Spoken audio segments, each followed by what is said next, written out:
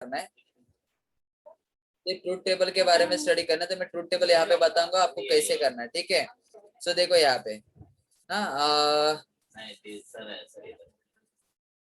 P और Q and are के बारे में आपको यहाँ पे स्टडी करना है। तो देखो मैं अभी कैसे बताता हूँ आपको कि एक एक चीज आपको अच्छी तरीके से लर्न करना है। हाँ तो अभी एक एक चीज देखो, P single implication, Q construct the truth table for each of the following statement pattern, ठीक है। सो यहाँ पे आपको ट्रूथ टेबल देखना है, तो ट्रूथ टेबल में कैसे बनाऊंगा, क्या बनाऊंगा, उसके बारे में आपको अच्छी तरीके से देखना है और स्टार्ट करना है, ठीक है। सो ट्रूथ टेबल के बारे में देखो, एक एक चीज मैं आपको बताता हूँ, अच्छी तरीके से आपको पता होनी चाहिए। लेकिन ट्रूथ टेबल ड्रॉ करने के पहले एक क्वेश्चन सॉल्व कर लेते हैं यहाँ पे। If the statement P, Q are true statement and R and S are false statement, then determine the truth value of the following. आपको ट्रूथ वैल्यू यहाँ पे फाइंड आउट करना है। लेकिन ट्रूथ वैल्यू फाइंड आउट करने के पहले एक चीज ध्यान में रखना है आपको। क्या सर, यहाँ पे टोटल 4 स्टेटमेंट आपको बता दिया गया, जैसे कि P एक स्टेटमेंट है, Q एक स्टेटमेंट है, R एक स्टेटमेंट है, S एक स्टेटमेंट है, ऐसे टोटली 4 स्टेटमेंट है। तो P एंड Q स्टेटमेंट आपके ट्रू है, R and S are false है, R and S are false है, ठीक है। तो इसमें देखो मैं कैसे करूंगा, आपके P और Q statement this both the statements are the true, R and S statement both the statement are false, ये सब कुछ आपके चीज है, बराबर ना। तो अभी ये 4 आपको दिया हुआ है। अभी यहाँ पे देखो P और Q एंड R, ये पहला वाला स्टेटमेंट में यहाँ पे ले लेता हूँ, P और Q एंड R। तो देखो P और Q एंड R, देखो ये स्टेटमेंट को मैं कैसे सॉल्व करता हूँ। लेकिन उसके पहले मैंने एंड में आपको याद रखने बोला था TTT, और में याद रखने बोला था FFF, नॉट में आपको ट्रू रहेगा तो फॉल्स, फॉल्स रहेगा तो ट्रू, सिंगल इम्प्लीकेशन में TFF याद रखने बोला था, एंड डबल इम्प्लीकेशन में TFF और FT भी F रखने बोला था। हाँ ये चीजें आपको याद रखनी है। अभी यहाँ पे देखो ये सॉल्व करते वक्त ये P के जगह पे मैं लिखूंगा ट्रू, उसके बाद और Q के जगह पे लिखूंगा ट्रू एंड R के जगह पे लिखूंगा फॉल्स, ठीक है। ये सॉल्व करते वक्त सबसे पहले सिंपल ब्रैकेट सॉल्व होता है, ये ध्यान में रखना। सिंपल ब्रैकेट यहाँ पे है, तो सिंपल ब्रैकेट में दोनों के बीच में क्या है बेटा, एंड है, और एंड में आपको TTT करके याद रखना है। एंड में मैंने बोला था ना TTT, तो यहाँ पे T और T है क्या बेटा, नहीं है, तो इसका आंसर ट्रू नहीं रहेगा, इसका आंसर क्या रहेगा बेटा, फॉल्स रहेगा। ये आपको समझना बहुत इंपॉर्टेंट है, क्योंकि एंड में 2 स्टेटमेंट आपके ट्रू रहेंगे तो लास्ट वाले का आंसर ट्रू रहेगा। तो देखो यहाँ पे एक ट्रू है एक फॉल्स है, तो आंसर आपका फॉल्स आ गया यहाँ पे। नेक्स्ट यहाँ पे और है, और मतलब ये और में आपको क्या याद रखने बोला था, FFF, और में FFF बोला था ना, तो ये क्या है, दोनों F है क्या F आंसर आने के लिए, नहीं, तो इसका आंसर क्या आएगा बेटा, तो होल एंड सोल इसका आंसर क्या आ गया बेटा, ट्रू आ गया। चलो और एक सम सॉल्व कर दे ताकि आपको समझने के लिए इजी गिरेगा। देखो यहाँ पे कैलेंडर एक है होगा दीदी पेपर से बैग हो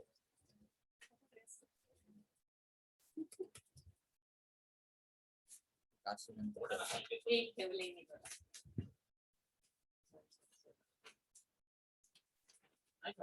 P single implication Q, R single implication S।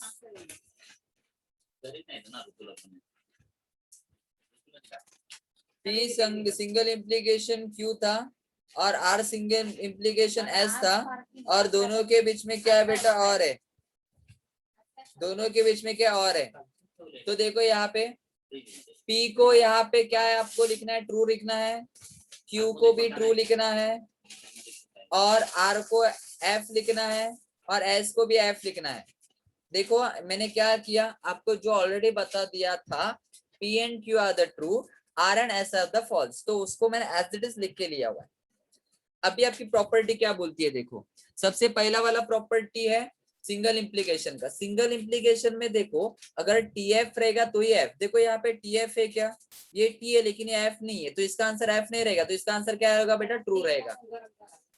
यहाँ पे देखो अगेन सिंगल इम्प्लीकेशन, तो TFF होना चाहिए, तो इसका आंसर अगेन ट्रू आएगा। तो और में क्या आएगा, और में क्या आएगा, और में आपको क्या याद रखने बोला था, FFF, तो यहाँ पे FF है ही नहीं F आंसर आने के लिए, तो इसका आंसर क्या आएगा, ट्रू आएगा। Is it clear to all of you. Hello everyone, हाँ हो चालेल is it clear to all of you? हो अरे और एक चीज आपको यहाँ पे मैं बोलता हूँ वो आपको पता होनी चाहिए। एक मिनट है जस्ट, देखो इधर देखो। अब यहाँ मैं थर्ड वाला क्वेश्चन आपको यहाँ पे बताता हूँ, क्यू एंड आर। तो ये वाला क्वेश्चन है, चलो यही पे सॉल्व कर देता हूँ ताकि आपको समझने के लिए इजी रहेगा। क्यू के नीचे मैंने ट्रू लिखा एंड आर के नीचे क्या था बेटा, फॉल्स था, ब्रैकेट क्लोज। और नॉट पी, पी के नीचे मैंने ट्रू लिखा एंड एस के नीचे लिखा मैंने फॉल्स। ठीक है, मतलब जो पी के नीचे ट्रू लिखना था वो ट्रू लिखा, क्यू के नीचे ट्रू लिखना था, आर के नीचे फॉल्स और एस के नीचे फॉल्स लिखा। चलो पहला एंड आता है, एंड में मैंने क्या रखने बोला था, टी टी टी। तो ये टी टी तो है नहीं, टी आंसर है, तो इसका आंसर क्या रहेगा बेटा, फॉल्स रहेगा। उसके बीच में और है। अब ये नॉट ट्री पहला याद करो, नॉट टी का मतलब होता है फॉल्स, नॉट टी। मैंने बोला था नेगेशन, ट्रू का फॉल्स होता है, फॉल्स का ट्रू होता है। एंड ये फॉल्स का मैंने फॉल्स ही रखा। एंड में क्या होता है, टी टी टी, लेकिन तो एफ एफ है तो आंसर एफ रहेगा। और में क्या होता है, एफ एफ एफ का आंसर एफ आता है, तो फाइनल आंसर इसका क्या हो जाएगा, एफ हो जाएगा। तो ये सब कुछ करने के लिए आपको ट्रूथ टेबल अच्छी तरीके से आना चाहिए। अगर आपको ट्रूथ टेबल आता है तो ये आपको आंसर अच्छी तरीके से आ जाएंगे। ठीक है, चलो ये वाला क्वेश्चन देखो। पी ऐसा कुछ है, तो देखो पी के नीचे ट्रू, क्यू के नीचे ट्रू एंड नॉट आर के नीचे फॉल्स। तो बेसिकली सिंगल इंप्लीकेशन के लिए टीटी का आंसर ही मतलब टीएफ का आंसर एफ आता है। पहला ट्री होना चाहिए, दूसरा फॉल्स होना चाहिए, तभी आंसर फॉल्स रहेगा, अदरवाइज आंसर ट्रू। तो पहला ट्रू है लेकिन दूसरा फॉल्स नहीं है, तो इसका आंसर क्या आएगा बेटा, ट्रू आएगा। एंड नॉट फॉल्स, जैसे नॉट ट्रू का आंसर फॉल्स आता है, वैसे नॉट फॉल्स का आंसर ट्रू आता है। एंड में क्या याद रखने बोला था, टी का आंसर क्या आता है बेटा, टी आता है। तो टी है तो इसका आंसर भी क्या आएगा, टी आएगा। मतलब truth value of the given statement is my true. तो ऐसे बाकी सब कुछ आपको सॉल्व करना है। चलो ये लास्ट वाला भी सॉल्व कर लेते हैं। यहाँ पे देखो, निगेशन ट्रू एंड एफ और एस के नीचे फिर से फॉल्स लिखा, single implication true, double implication P के नीचे लिखा मैंने ट्रू एंड आर के नीचे लिखा मैंने फॉल्स। देखो जैसे जैसे ब्रैकेट उसी हिसाब से सॉल्व करना जरूरी है। नॉट ट्रू का मतलब होता है फॉल्स एंड एफ और false single implication. Not true का मतलब होता है फॉल्स, डबल इंप्लीकेशन। अभी ये देखो, ये तो सिंपल ब्रैकेट सॉल्व हो सकता है डायरेक्टली।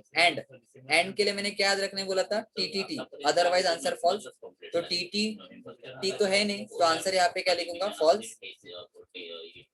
अगेन निगेशन, अभी ये सिंपल ब्रैकेट एंड में टी होता है तो इसका आंसर फॉल्स आएगा।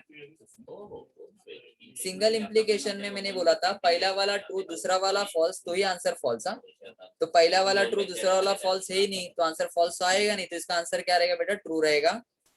Double implication false. अभी और है, और में मैंने एफ एफ एफ याद रखने बोला था, लेकिन एफ एफ है ही नहीं एफ आने के लिए, तो इसका आंसर ट्रू आएगा। डबल इंप्लीकेशन फॉल्स, बराबर। नॉट ट्रू का मतलब क्या होता है, false, double implication false. Double implication में क्या होता है, टीएफ भी एफ होता है और एफटी भी एफ होता है। मतलब डिफरेंट रहेगा तो फॉल्स, सेम रहेगा तो ट्रू।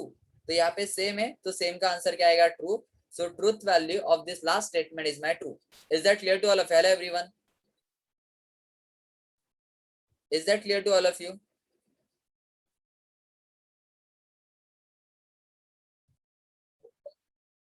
होमवर्क में देखो आपने क्वेश्चन नंबर 1 2 किया था ना, तो यहाँ पे देखो अभी solve example number 1।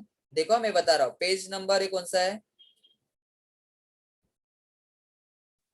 Page number 5 का example 1, example 2, example 1, example 2 and example 3, example 3 और एग्जाम्पल 4, ये चारों आपको सॉल्व करना है। यहाँ पे देखो और एक चीज आपको बता देता हूँ, निगेशन क्या होता है।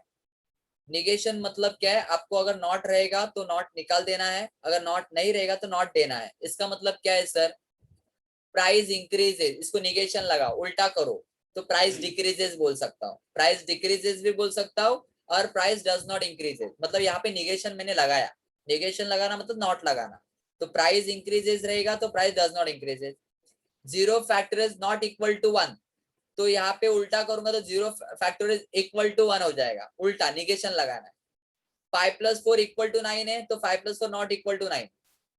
Is that clear? वो राइट है कि रॉन्ग है वो आपको चेक नहीं करना है, आपको सिर्फ निगेशन लगाना है। स्टेटमेंट राइट रहेगा मतलब नॉट रहेगा तो उसको निगेशन में लेके जाओ, अगर निगेशन नहीं रहेगा तो इसको निगेशन डालो।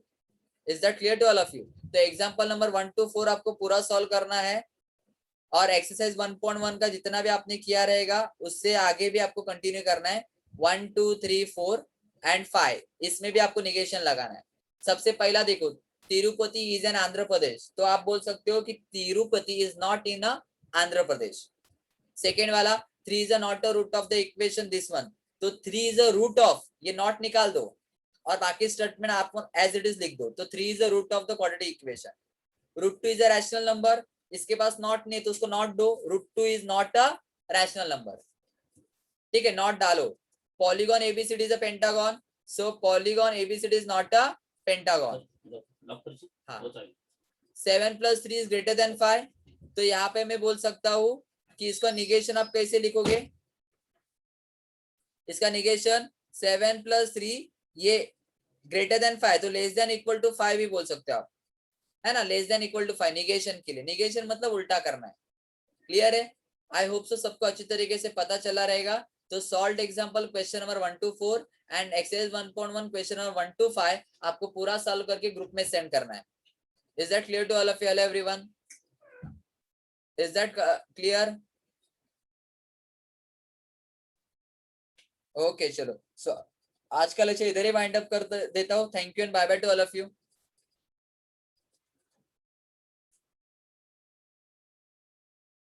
अच्छा, होमवर्क रिपीट करता हूँ यहाँ पे।